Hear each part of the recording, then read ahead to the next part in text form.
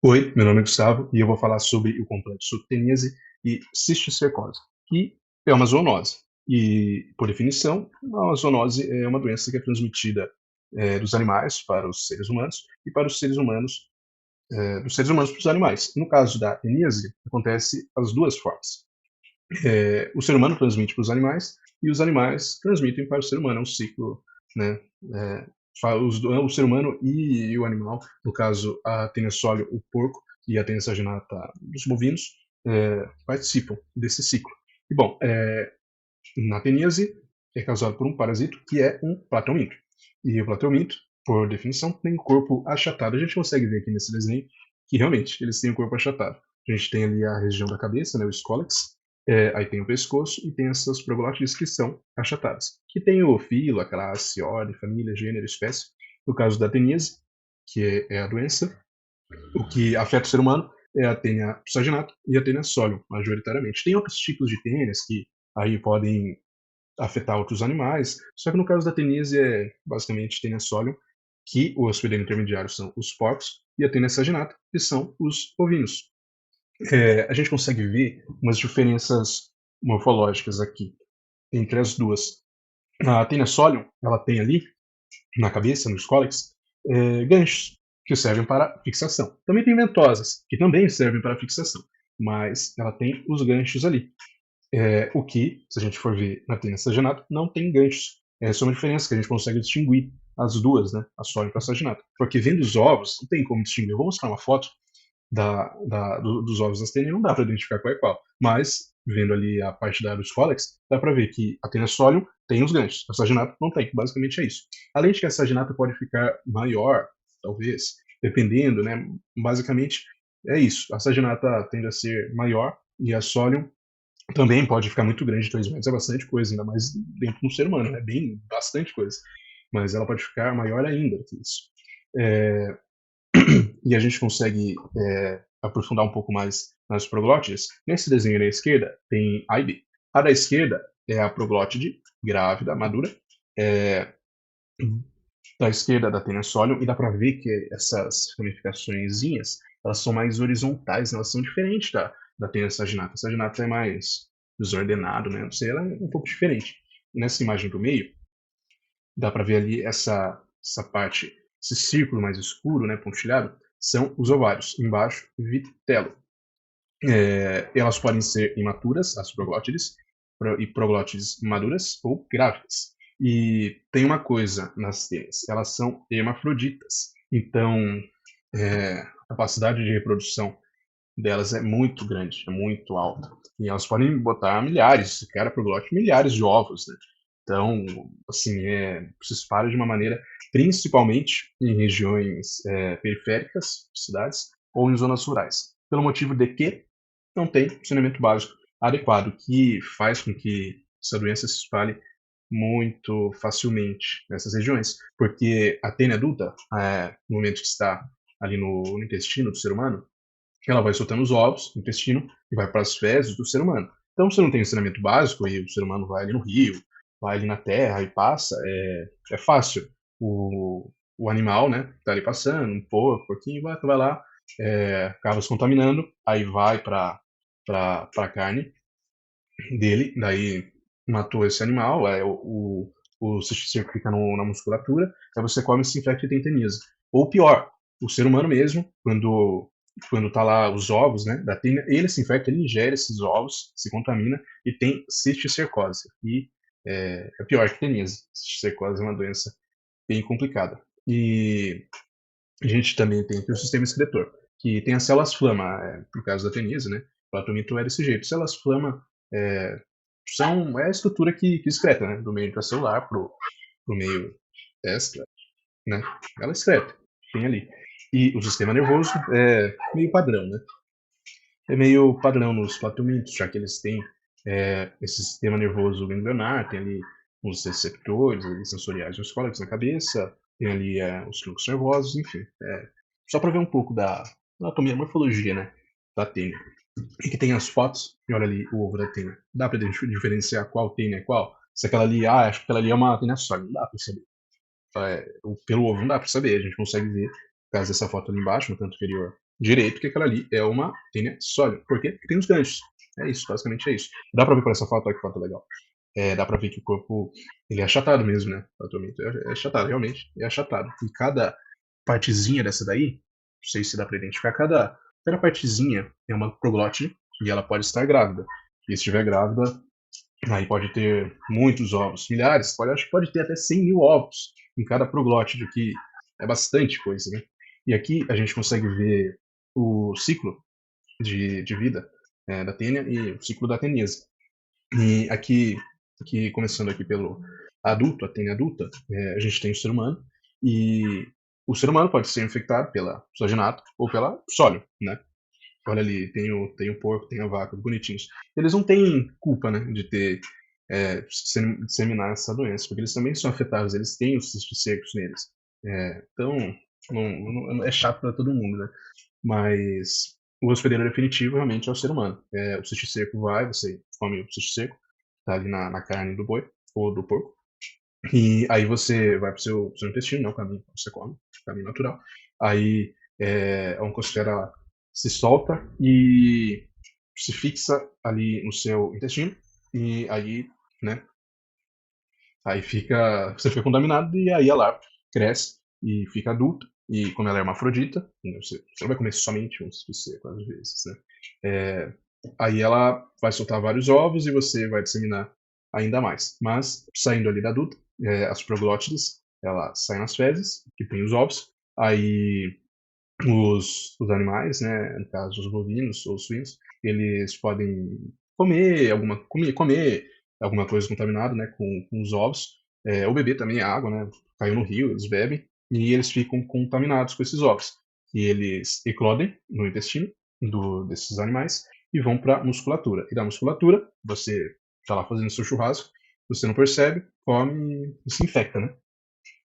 Mas, como eu disse, a zoonose, ela é uma doença que pode ser do animal para o ser humano, do ser humano para o animal, nesse caso, são os dois. E aqui a gente tem os sinais e os sintomas da teníase, e relembrando, a tênia ela está ali no seu intestino. Então você vai ter desconforto abdominal, náuseas, perda de apetite e, por consequência, perda de peso, vômito, constipação. É basicamente isso. Às vezes você pode ter teníase, mas os sintomas são leves, são muito fracos. E você, sim, quando você vai no hospital, às vezes não é isso que é constatado imediatamente, porque para você conseguir identificar que você tem teníase, você precisa fazer um exame de fezes, né? Esse é o mais padrão, mais comum, e você consegue identificar. Mas esses sintomas, basicamente, é isso. O problema mesmo é a cisticercose. Aí ela tem sintomas bem complicados. E o tratamento é padrão, né? Os medicamentos antiparasitários, e se tiver muitas teníase em casos bem graves, pode sim ter necessidade de fazer uma cirurgia, mas basicamente o medicamento antiparasitário tomou, vai interromper o ciclo de vida do parasita e abraço, né? Acabou a teníase. Mas primeiro você precisa identificar que você está com a teníase. Aí a cisticercose, ela é um pouco diferente, um pouco mais complicada, mais perigosa. O hospedeiro intermediário são os suínos, e ela só é causada pela tênia solium, e o hospedeiro definitivo, que é o ser humano, normal. Igual foi a teníase. Só que nesse ciclo aqui, a gente consegue ver que é diferente. Essas setas vermelhas é a teníase. Só que olha ali, tem uma seta azul que sai ali dos ovos. E por que isso acontece? Quando o ser humano está infectado pela tênia sólida, ela vai soltar as proglótides, vai liberar os ovos. Aí o ser humano vai lá e se infecta com os ovos diretamente. Não é pelo cisto seco que está no suíno, é pelos ovos. Aí você pega os ovos que ainda não se tornaram cistos secos e você é contaminado pelo cisto seco diretamente. Aí o cisto seco ele é diferente, ele é complicado. Primeiro, aí, o ciclo de formação do cisto seco tem a oncosfera, que vira o cisto seco. Ela é uma camada, né? Uma membrana que protege. Ali tem uma foto ali da carne contaminada também, só para mostrar como é o cisto seco, ao vivo e a cores, né? Então, o diagnóstico da teníase e da cisticose. A teníase, como eu disse, dá para perceber pelo exame de fezes, esse teste de fita gomada. Também dá para descobrir pelo teste ELISA, que é um teste, né, com enzimas. Você faz reagente, reage e você consegue, ou pelo PCR, que você também consegue descobrir. Aí a cisticercose, e eu vou mostrar umas imagens de raio-x, e dá para descobrir por radiologia, porque fica evidente, ficam uns pontinhos assim, né? Mas também tem os testes imunológicos. Os sinais, os sintomas da cisticercose dependem do lugar que o cisticerco está. Quando está ali no sintomas gastrointestinais, quando está ali no intestino, pode ser náusea, vômito, dor abdominal, perda de apetite, diarreia, bem parecido com a acteníase, sintomas basicamente parecidos. Quando está nos olhos, pode levar até a perda de visão, mas inflamação ocular, lesões da retina, mas pode levar até a perda da visão, o cisticerco. Então aí já começa, a gente consegue ver que não é tão legal assim, né? Não é nada legal. E na cisticercose muscular, né, nos músculos, ele fica, realmente, fica um cisticerco, fica um cisto que você consegue sentir com a mão, você consegue encostar nele, né?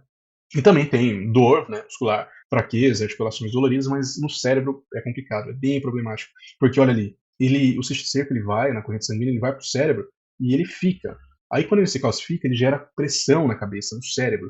Aí pode levar a convulsão, confusão mental, dificuldade de visão, problemas de equilíbrio, coordenação, e é por esse motivo que tem uma taxa de mortalidade, de fatalidade muito alta, porque quando chega no cérebro é complicado. E o tratamento é basicamente o mesmo que a tenise, os medicamentos antiparasitários, que vão interromper o ciclo de vida. Mas em casos mais graves, o que na cisticercose é bem provável, é você realmente fazer uma cirurgia para tirar os cisticercos. A gente consegue ver aqui nesse mapa que esse mapa é de 2002, mas olha as regiões afetadas. Infelizmente, meio que igual as zoonoses, né? Acaba sendo em países subdesenvolvidos ou não desenvolvidos, pobreza, aí acaba que não tem saneamento básico e a doença se alastra de uma maneira inacreditável, mas também em outros países. Tem a Austrália, Estados Unidos, Canadá, a parte da Europa ali, onde era a antiga União Soviética, tem ali também alguns casos, mas basicamente Brasil, África, países não desenvolvidos, América do Sul. E a gente consegue ver que isso é mais atual, esse mapa do Brasil, que mostra o mapa onde foi encontrado a maior incidência de carne contaminada pelos cisticercos. Então, teve uma mudança em 2020 que meio que deu uma regularizada nisso, que foi melhor, né, para todo mundo, porque daí a carne que foi encontrada com cisticerco, ela é tratada.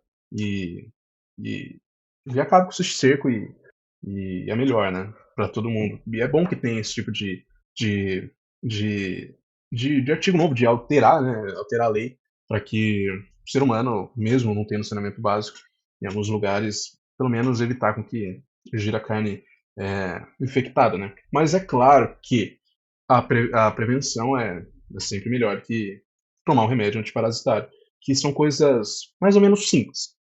O controle sanitário rigoroso, quando você está criando aí os suínos, os bovinos, tem que ter inspeção, não tem jeito, tem que ter inspeção. A vigilância sanitária, no hortaliço, caso aí da cisticercose, né? Cultivo, comercialização, precisa ter essa vigilância. E também a educação sanitária, que faz muita diferença, principalmente em zoonose, em teníase, em cisticercose, precisa ter educação sanitária, porque lava a mão, lava os alimentos, a carne, né? Você precisa ter essa conscientização, né? Também, adequação das instalações sanitárias onde há precariedade. Claro, precisa ter saneamento básico. E isso já diminuiria bastante a incidência de teníase e cisticercose. Um tratamento em massa da população em área geograficamente identificada como endêmica. A gente sabe as regiões que têm maior incidência, né? Então, precisa tratar esse lugar.